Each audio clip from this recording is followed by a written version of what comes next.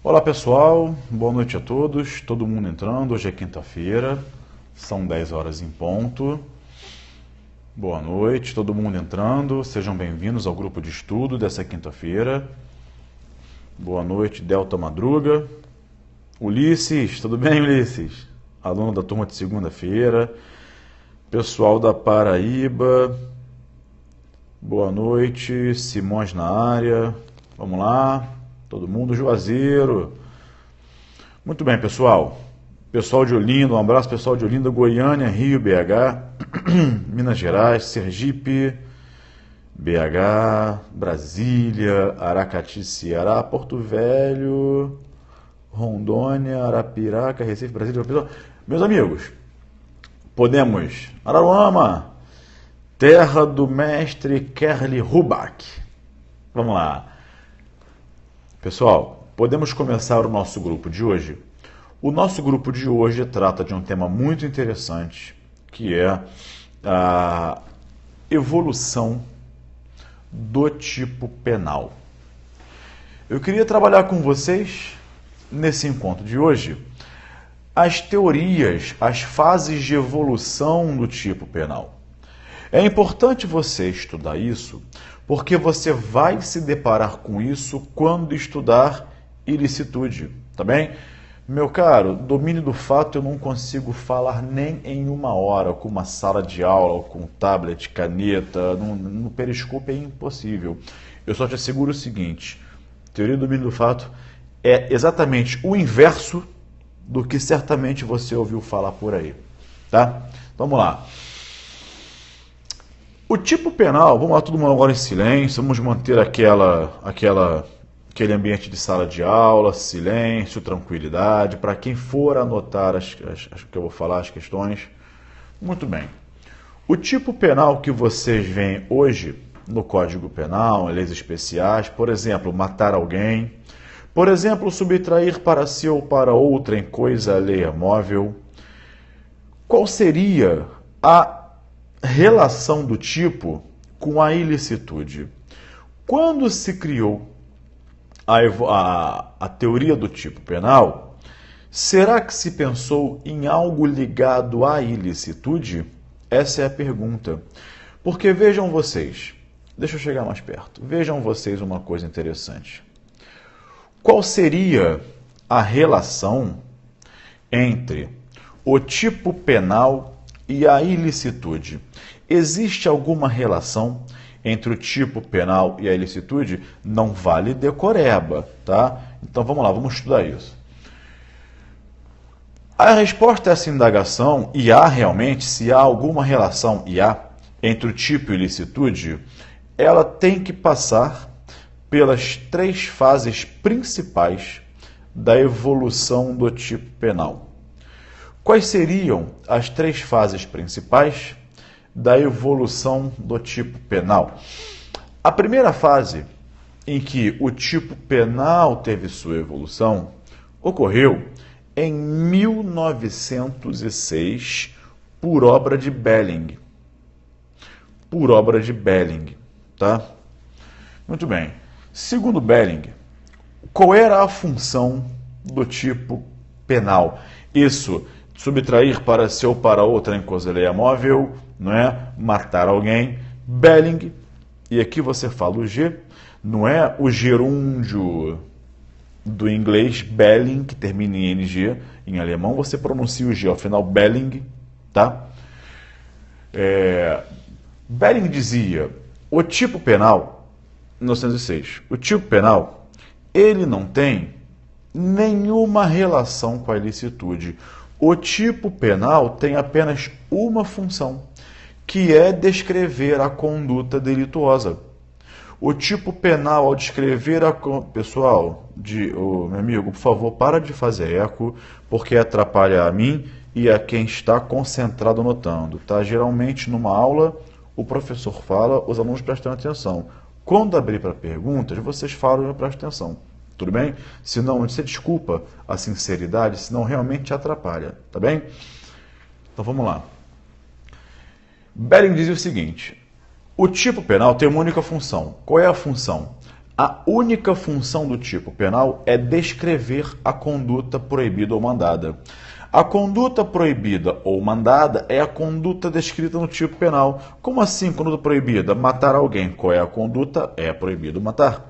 Uma conduta mandada, deixar de prestar socorro à pessoa ferida, abandonada, ou seja, há um mandamento por parte do legislador.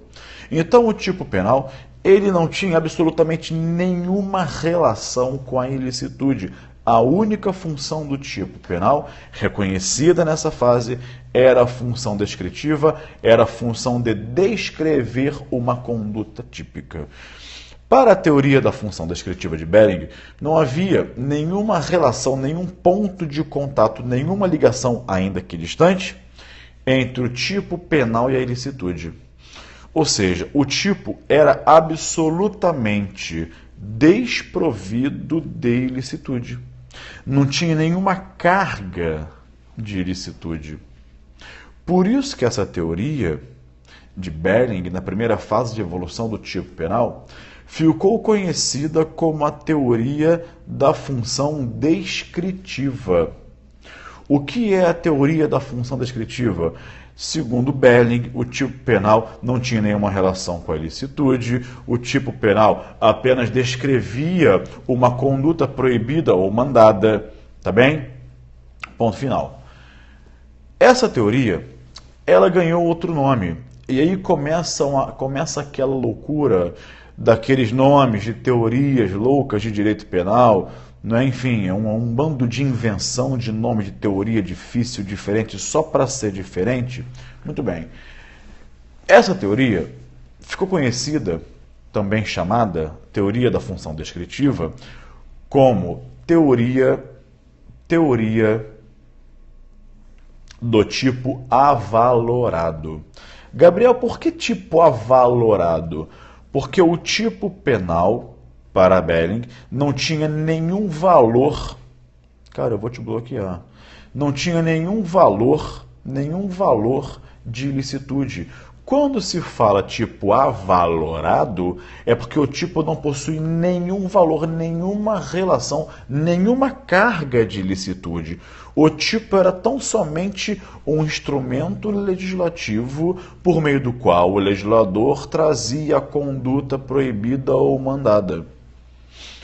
Essa teoria também ficou conhecida como a teoria do tipo acromático.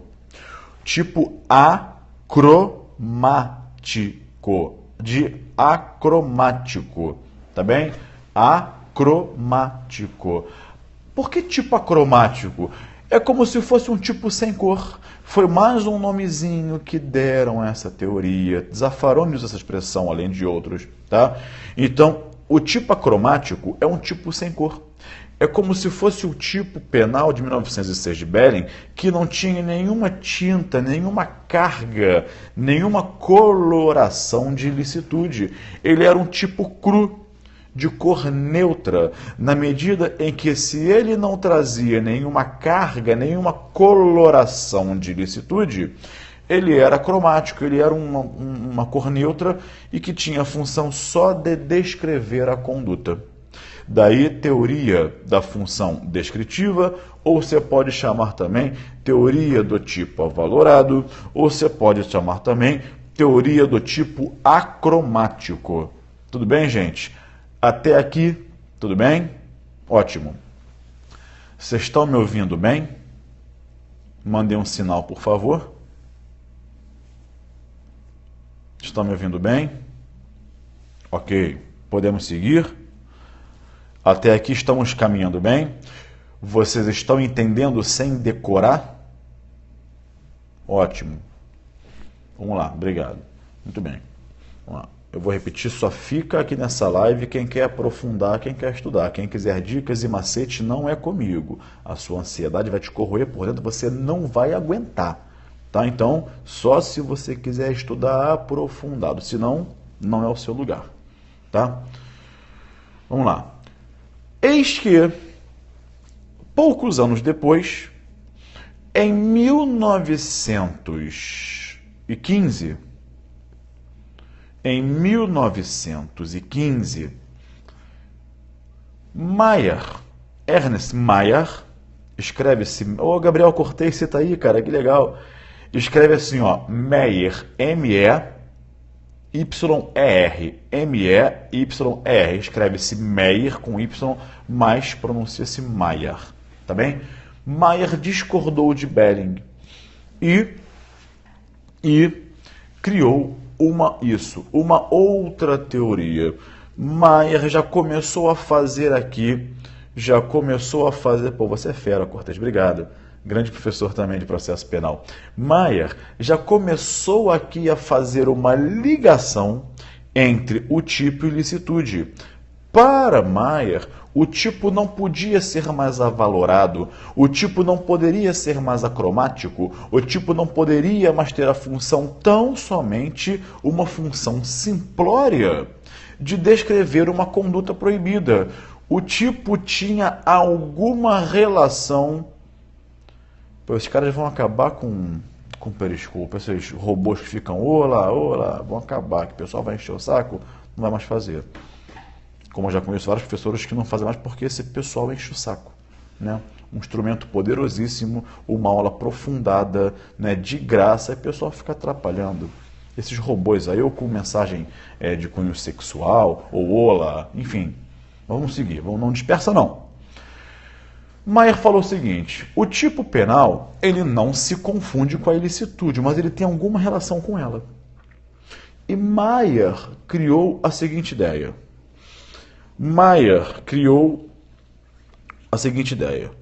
O tipo penal, ele é diferente de ilicitude, tá? Sendo diferente de ilicitude, são institutos diversos. Porém, o tipo penal, ele funciona como um indício de ilicitude. Eu vou repetir, embora tipo penal e ilicitude sejam coisas diversas, o tipo penal funciona como um indício da presença da ilicitude. São coisas diferentes, sim, mas é um indício. Vejam, não é certeza, é um indício. E como todo indício poderá ser afastado. Mas em um primeiro momento, em um primeiro raciocínio, o tipo penal funciona como um indício de ilicitude. Se o tipo funciona como um indício de ilicitude, quer dizer então, Gabriel, que toda vez que tiver um tipo penal praticado, haverá indícios de que haja também ilicitude? É exatamente isso. Se eu concluo que há um tipo penal praticado, e como é que eu concluo isso? Eu concluo que há um tipo praticado pelo Instituto da Tipicidade Formal. Ou seja, se houver tipicidade formal, se a conduta do agente for perfeitamente adequada à conduta descrita no tipo penal, eu afirmo essa conduta é formalmente típica, ela tem tipicidade formal. Uma vez concluindo pela presença da tipicidade formal, em outras palavras, uma vez constatando que para aquela conduta existe a adequação típica formal àquele tipo penal, eu concluo, tem um tipo praticado. E se tem um tipo praticado, há indícios de que também haja ilicitude. Em outras palavras, se a conduta se adequa ao tipo penal, há indícios de que aquela conduta seja ilícita. É por essa razão que o tipo penal funciona como um indício da ilicitude. Ok? Tudo bem? Indício de ilicitude. Ou seja, por exemplo, a pensar assim, como é que você iria ler o artigo 121? Você iria ler assim, matar alguém, vírgula, ilicitamente. Só seria típica a conduta, não é? Se a conduta fosse adequada ao tipo, e você leria assim, subtrair para si ou para outra em coisa alheia móvel, vírgula, ilicitamente. Só que isso você não vê no Código Penal. Isso é uma decorrência da teoria de Maier da função indiciária do tipo penal. Essa teoria de Mayer, de que o tipo penal funciona como um indício de ilicitude, ficou conhecida como, e talvez muitos de vocês tenham decorado esse nome sem sequer saber o porquê, não é? Essa teoria ficou conhecida como a teoria da função indiciária do tipo penal. Teoria da função indiciária do tipo penal, também chamada teoria da ratio cognoscendi. Teoria da ratio cognoscendi, ok? A teoria da ratio cognoscendi é justamente a função indiciária do tipo penal. Simples assim.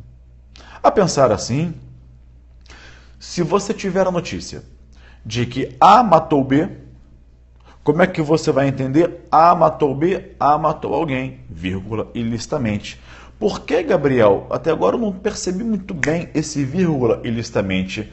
Porque se A matou B, tem um tipo penal praticado? Tem. Se A matou B e tem um tipo penal praticado, eu tenho uma conduta formalmente típica, portanto, há indícios de que aquela conduta seja também ilícita. Além de típica, ela passa a ser ilícita. Você entendeu? Tudo bem? Daí, teoria da função indiciária. Mas vejam, alguns cuidados aqui têm que ser tomados. Primeiro cuidado, não é certeza, é indício. Tá? E como todo indício, ele pode ser afastado. Isso aqui não é uma afirmação correta. Então, a pensar assim, basta um tipo praticado que haverá ilicitude certamente? Não. Não, vamos ver daqui a pouquinho, daqui a 5 minutos que não, 10 minutos. Mas que é indício há. Tá bem? É algo semelhante à teoria, não é uma teoria, é uma metáfora. A metáfora da fumaça e do fogo, onde a fumaça há indícios que haja fogo. Mas é certeza? Não, não é certeza, mas são indícios, tá? Então você olha assim, tá pegando a fumaça, você, ih, caramba, tem um incêndio ali, tá pegando fogo. Mas pode não ser, pode ser um churrasco, pode ser gelo seco, pode ser algum produto químico que faça fumaça. Tá bem? Ok? Pode ser uma reação num local de frio, da calefação de uma casa, em que o ar quente sobe pela chaminé e ao encontrar o ar frio do exterior, solte faça, produza fumaça, e nem por isso é fogo, mas que há indício há. Você pensa logo, ih, está pegando fogo. E na verdade pode não estar. É indício, porém não certeza. Até aqui tudo bem? Muito bem. Evoluiu-se no pensamento e em 1930, Metzinger criou uma outra teoria. Para Metzinger, o tipo penal ele não tinha tão somente a função descritiva, como tinha para Belling. O tipo penal não tinha somente a função de indiciar ilicitude, como tinha para Mayer. Para Metzinger, Edmund Metzinger, o tipo penal tinha outra função. Na verdade, Metzinger pegou, atenção a isso, Metzinger pegou o tipo penal e a ilicitude e os uniu numa coisa única, num bloco monolítico. Para Metzinger, portanto, o tipo penal, deixa eu chegar para trás para melhorar a gesticulação, vocês verem. O tipo penal e a ilicitude foram fundidos. A ilicitude foi trazida para dentro do tipo penal. O tipo penal que descrevia a conduta passou a ter dentro de si a ilicitude. Tá bem? A ilicitude foi para dentro do tipo penal. Notem que para a segunda teoria de Mayer da função indiciária, tipo e ilicitude eram institutos diferentes e o tipo penal indiciava a ilicitude.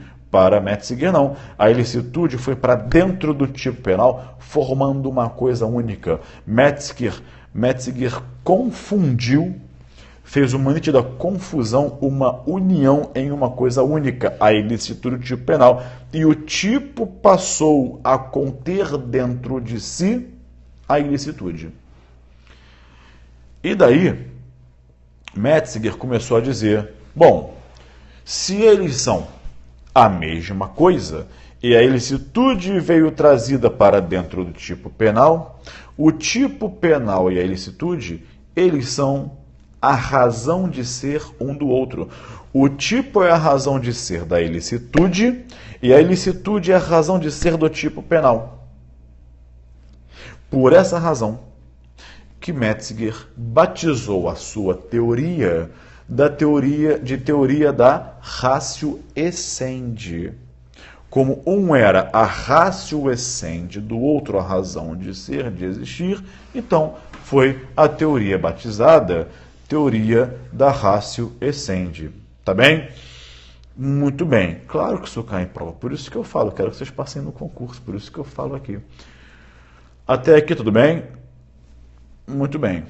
Visto isso, pessoal, essas teorias todas, tudo isso que eu falo aqui, está de forma muito mais aprofundada e extensa no meu curso de Direito Penal Online, parte geral, especial e dias especiais no curso Fórum, que até o dia 18 de julho está com desconto de 30%, 30 ou 35%, tá? E você ganha um Vademecum 2017. Na semana retrasada, estava com 40%. Nessa semana, está com 30%, você ganha um Vademecum de graça em casa, tá? Lá no site do curso Fórum, procura Isoladas. Tá lá. Quer estudar de verdade, aprender isso, mas com uma tela, com desenho, com slide? É lá no meu curso de parte geral especial, leis especiais, no curso Fórum. Você vai ter tudo isso em muito maior escala. Tá? Muito bem. Então vejam, qual é a diferença, vamos entender uma coisa, qual é a diferença entre a teoria da ratio cognoscendi, a segunda de Mayer, e a terceira teoria da ratio essendi? A diferença é, para a ratio cognoscendi, o tipo penal e a ilicitude são institutos diferentes e o tipo funciona como um indício da ilicitude. Não é certeza, é indício. Já para a terceira teoria da ratio essendi, o tipo penal e a ilicitude constituem uma coisa só. Mas tem uma outra diferença prática. Qual, Gabriel? Imaginem vocês que o agente matou alguém, porém agiu em legítima defesa, que é uma causa de exclusão da ilicitude. Muito bem. Legítima defesa, causa de exclusão da ilicitude. Tá? Muito bem. Bom, a pergunta é, quando o agente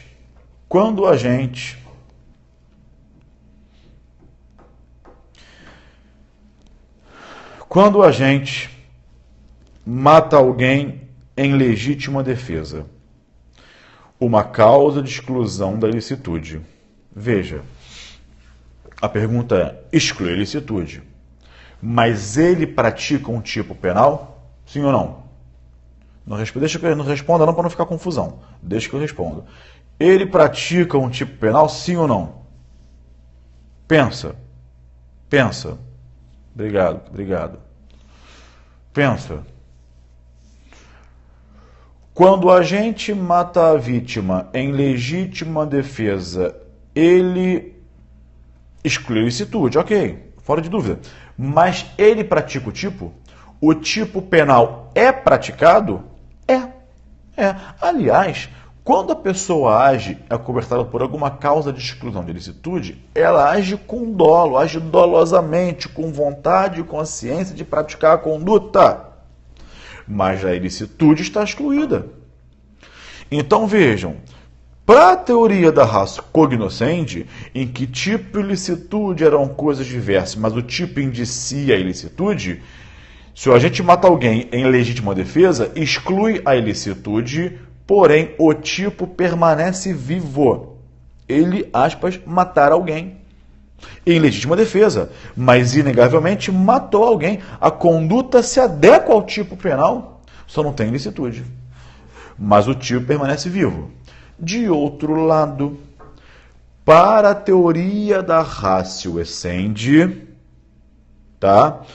Se a ilicitude está dentro do tipo penal, se o agente mata a vítima em legítima defesa, ora, ao excluir a ilicitude, vejam, eu estou excluindo o próprio tipo penal. Porque é como se fosse a casca do ovo tipo penal e a ilicitude a gema. Não dá para tirar a gema sem quebrar a casca, dá? Não. Então vejam, Para eu excluir a ilicitude de dentro do tipo penal, aqui eu tenho que quebrar o tipo penal. Então, se são a mesma coisa, para ratio essende, quando eu excluo a ilicitude, eu acabo excluindo também o tipo penal. Por isso que para a teoria da ratio essende, quando alguém haja cobertado por alguma causa de exclusão da ilicitude, como a ilicitude está dentro do tipo, exclui-se também o tipo penal. Então vejam vocês, para ratio cognoscendi, eu tenho tipo? Tenho. Para ratio essende, eu não tenho tipo. E aí eu te pergunto para encerrar, não é? Qual foi a teoria adotada pelo direito penal brasileiro? O nosso direito penal brasileiro adotou a teoria da ratio cognoscendi, ou seja, o tipo penal ele indicia a ilicitude, que foi a teoria de Mayer. A teoria de Mayer foi baseada na sua outra teoria, que está no seu tratado, chamada teoria do reconhecimento das normas de cultura. Poxa, Gabriel, nunca ouvi falar nisso. Como é que é? Repete, repito. Teoria do reconhecimento das normas de cultura, que não cabe analisar agora nesses 4, 5 minutos, mas lá no curso online eu falo dela direitinho com a fonte de Mayer, tá bom? Eu ia falar Metzinger, Mayer, tá? De Mayer. Muito bem. Então vejam, se tudo isso é verdade, realmente é, quando o agente, aqui agora no Brasil, no nosso direito penal brasileiro, quando se pratica um tipo penal, há indício de que haja também ilicitude. Quando o agente pratica uma conduta típica, há indício de que seja também ilícita. Isso só será afastado se houver a presença de alguma causa de exclusão da ilicitude. Então o tipo traz a ilicitude ali por indício, tá bem? Eu só vou afastar a ilicitude se houver alguma causa que a exclua, alguma causa excludente da ilicitude. Portanto, senhores, a nossa teoria adotada foi a teoria da ratio cognoscendi, tá bem? E aqui eu encerro o nosso periscopo de hoje. Espero ter sido muito proveitoso para vocês entenderem. Aqueles que tinham decorado ratio cognoscendi, ratio essende, que nunca ouviram, que já ouviram o galo cantar, mas não sabem do que se trata, espero hoje ter esclarecido essa dúvida, tá? A ratio cognoscendi, o ônus da prova é invertido? Não é que seja invertido. Há uma presunção. E aí eu tenho que provar que há uma exclusão de ilicitude, que normalmente essa prova competirá a quem a alegar, que será a defesa. Aqui não é inversão do ônus da prova, entendeu? O ônus da prova cabe a quem alega, tá? Na inversão, cabe a mim que alego ou produzir prova. Aí eu inverto. Não tem inversão. Já nasce cabendo a mim, tá? Eu espero que tenha sido proveitoso para vocês. Agora vamos lá, podem fazer comentários, agora podem falar à vontade. Esse microfone na minha lá, estou com o microfonezinho aqui, ó, tá? Na matéria, olha só, a matéria não é chata, e aí não me entendam mal, a matéria não é chata, simplesmente vocês não têm intimidade, ela é difícil. E nesse mundo hoje que todo mundo quer dar aula, né, as pessoas ficam aí na internet dando dicas e macetes. E aí te enfiam à força essas teorias, esses nomes, para você decorar. Você decora, não entende porcaria nenhuma, confunde tudo e vem aquela frustração. Caramba, eu não sei nada. Não é que você não sabe nada, né? É que você não te ensinaram. Tá bem? Esse é o problema, tá? Não existe matéria chata. O que existe é um professor que não soube te ensinar. É só isso. Tá? Que mais? Penal se aprofundar é bem difícil. É muito difícil. Penal é muito, muito difícil. E não sei o que acontece com as pessoas, que todo mundo quer dar aula de penal. Não estou falando que eu sou o melhor, que eu sou bom, que eu vou resolver a tua vida, não. Mas todo mundo quer dar aula de penal, uma coisa impressionante. E a matéria é difícil, o pessoal acha que é fácil. Não é? Chega lá, o que é penal? É mole, o cara vai matar o outro reage, legítima defesa. Não é assim, não é? Enfim. Vamos lá. Não, obrigado, Flávio. Você está dizendo, eu não sou o melhor. Eu aqui dou o melhor de mim para vocês entenderem. Vamos lá. O que mais vocês querem falar? Estamos acabando.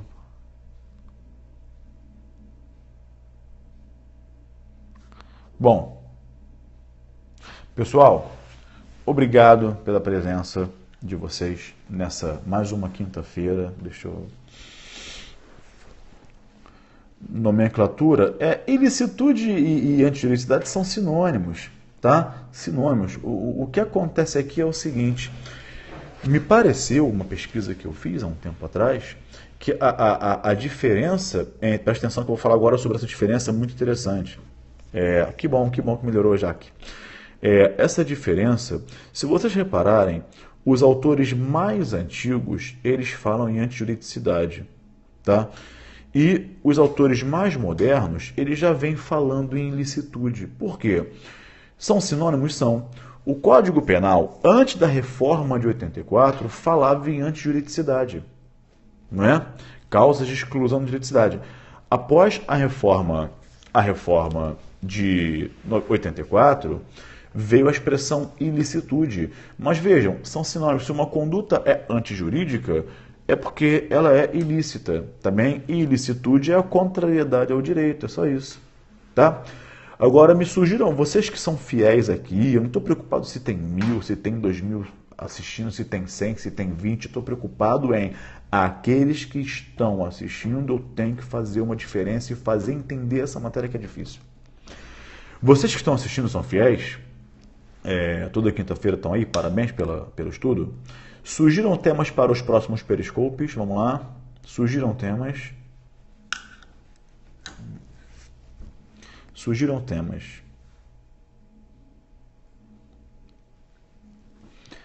A sentença do Lula. Vamos lá. Vocês só querem teoria, né? Vamos lá, o que mais? Nexo causal, erro, teorias da pena. Teorias da pena é interessante. Com causa, impossível falar de concausas aqui. Impossível, tá? É muito difícil. Vamos lá. Extinção da teoria da graça. Teoria da graça, eu me recuso a falar dessas coisas que as pessoas inventam e acham que é direito. Que mais? Bom, vou pensar nas sugestões de vocês e na quinta-feira que vem eu defino qual vai ser o tema. Pensei em falar a teoria da pena, tá? Meus amigos, mais uma vez, foi um prazer estar com vocês. Obrigado pela companhia. Até o próximo encontro e tchau.